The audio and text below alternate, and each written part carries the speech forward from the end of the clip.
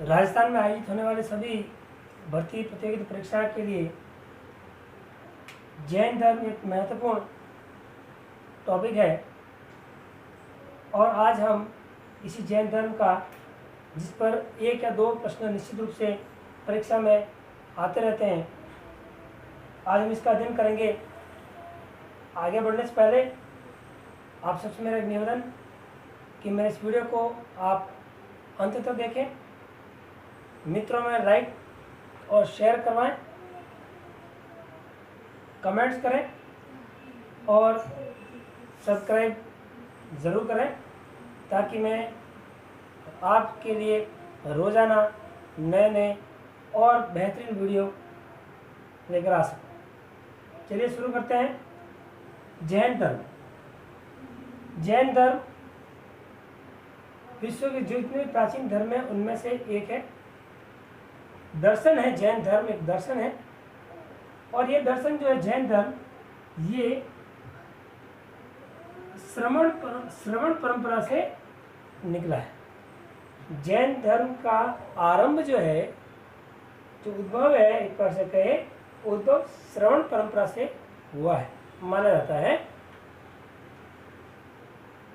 6ठी शताब्दी ईसा पूर्व में भारत में जैन धर्म का सबसे ज़्यादा प्रचलन रहा था। देखिए मित्रों, बिना कोई समय गवाए अनर्गल कुछ आपको बताएं, तथ्यात्मक जानकारी इस वीडियो में आपको दी जाएगी, इसलिए आप इसको अंत तक जरूर देखें कि जैन धर्म का जो भारत में प्रचलन है वो 6ठी शताब्दी ईसा पूर्व से इसका प्रचलन माना जाता है और ये भारत में इसका उद्भव श्रवण परंपरा से माना जाता है, निकला है। श्रवण परंपरा क्या होती है? श्रवण परंपरा वो है जिसमें जो बौद्ध धर्म है आजीविक है और जो जैन धर्म है इनमें ये ब्राह्मण परंपरा को नहीं मानते हैं, वैदिक इसमें ग्रंथों को नहीं मानते हैं, ये एक प्रकार से नास्तिकता को स्वीकार करते हैं। तो ये नास्तिकता है और इस परंपरा को जिन्होंने अपनाया, जो साधु और जो भिक्षुक है, वो भी क्या कर रहा है? श्रवण। वर्तमान में जैसे है ना, अभी पूरे जैन धर्म का सबसे बड़ा जो भिक्षुक है, साधु जो है, आचार्य महाप्रज्ञ के बाद में कौन बना है? आचार्य महाश्रमण। क्या नाम है? आचार्य महाश्रमण।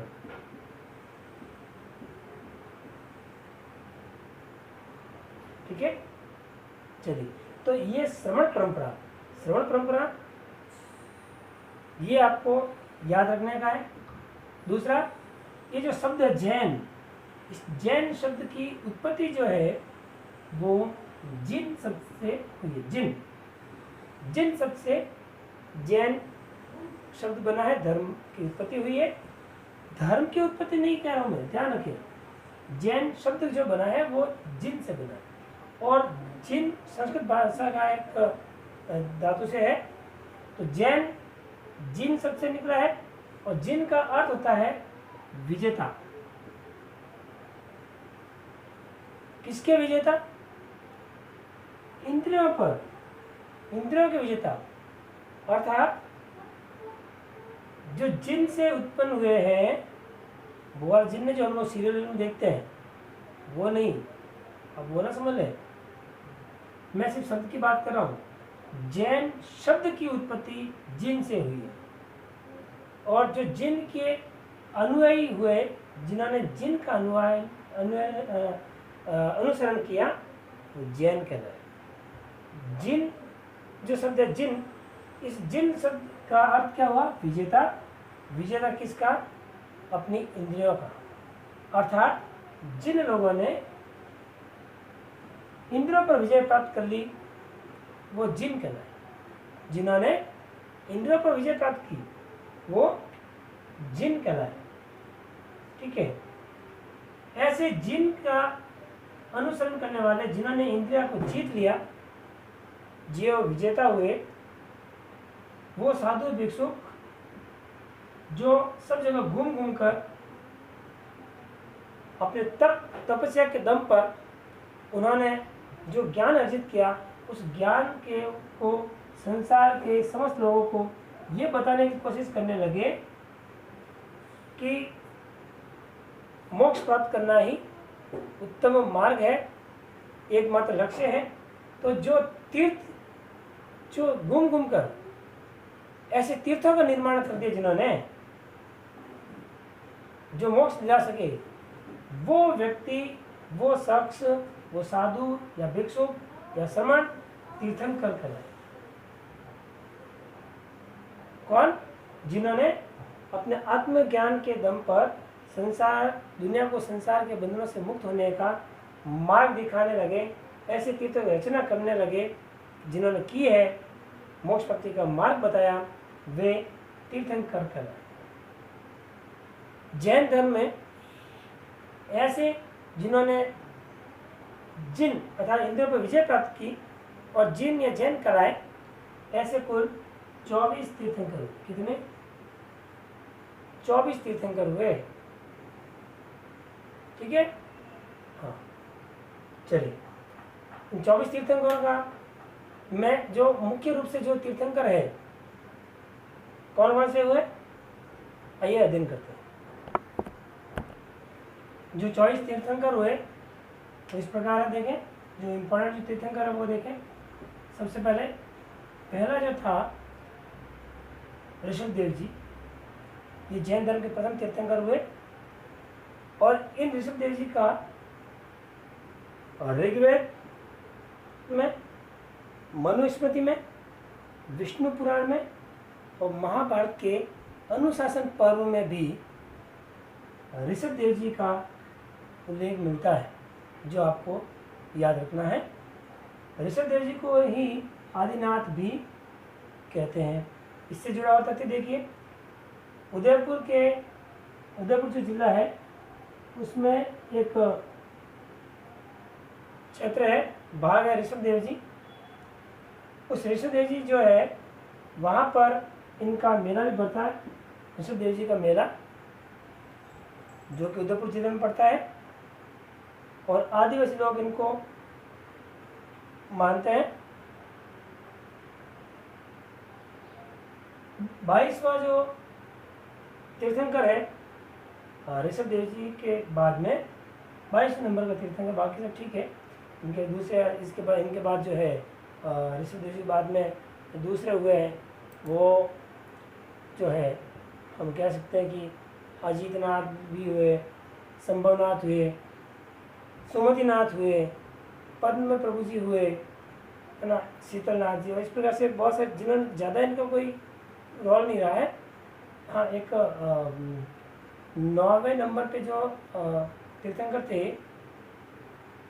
जिनका नाम था सुविधिनाथ जी, ध्यान रखिए, सुविधिनाथ जी,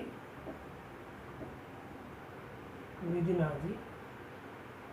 और इस सुविधिनाथ जी को पुष्पदंत भी कहते हैं, पुष्पदंत। ये 9वें नंबर के। 22वें नंबर के जो है वो है अरिष्ट नेमी जी। अरिष्ट नेमी जी कौन होते हैं? देखिए, अरिष्ट नेमी जी जो है, इनको एक अन्य नाम नेमिनाथ है, नेमिनाथ भी कह सकते हैं इनको।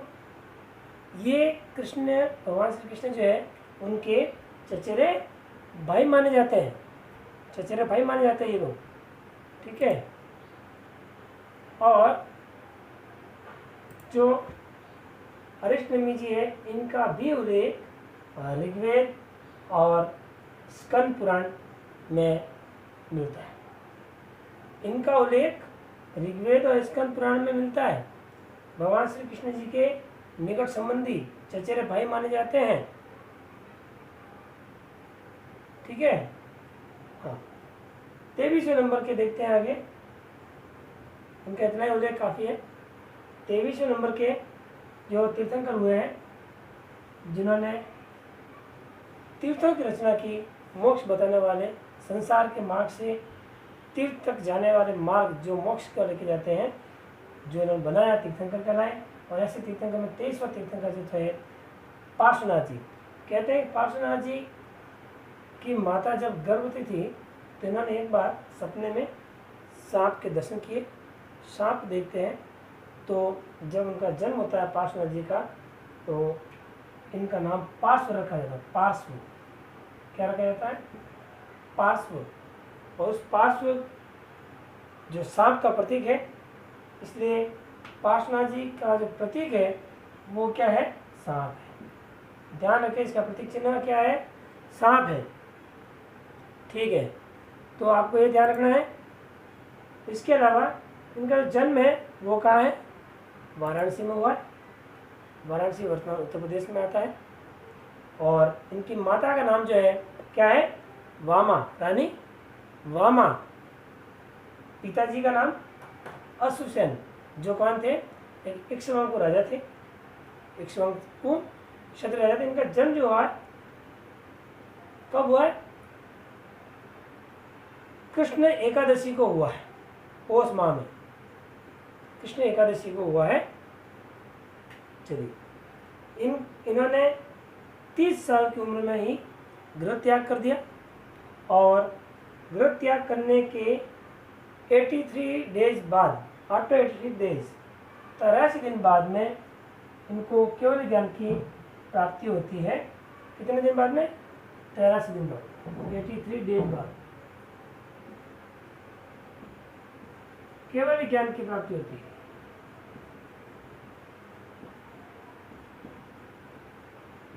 केवल ज्ञान की प्राप्ति हो जाती है। इन्होंने जो अपना देह त्याग किया है वो क्या है? समेत शिखर पर्वत पर। समेत शिखर पर्वत कहाँ आया हुआ है? आप जानते हैं समेत शिखर पर्वत बंगाल में। कहाँ आया हुआ है? बंगाल में, पश्चिम बंगाल में। वहाँ पर इन्होंने अपना देह त्याग करते हैं। और देखिए पार्श्वनाथ जी के बारे में आगे देखते हैं। तो इनका जो है प्रत्येक सांप माना जाता है। मोक्ष इनका समेत शिखर जी पर्वत पर हुआ। इन्होंने 4 उपदेश दिए थे, जो 4 व्रत कराए। वो 4 व्रत थे: अहिंसा, किसी भी प्रकार की हिंसा नहीं करना, सत्य, सदा सत्य वचन बोलना, अस्तेय अर्थात अस्तेय जो है चोरी नहीं करना, और अपरिग्रह मतलब आवश्यकता से अधिक संग्रह नहीं करना। संग्रह नहीं करना, अपरिग्रह, चोरी नहीं करना, अस्तेय, सदा सत्य बोलना, सत्य, और अहिंसा, मन वचन कर्म से किसी भी प्रकार की हिंसा नहीं होना, किसी को चोट नहीं पहुंचाना, दुख नहीं पहुंचाना, उसी का नाम अहिंसा है। ये 4 उपदेश भगवान पार्श्वनाथ जी ने दिए थे। और इनका प्रतीक जो चिन्ह है वो सांप माना जाता है। ये भी इक्ष्वाकु वंशी है, राजाओं में शामिल थे।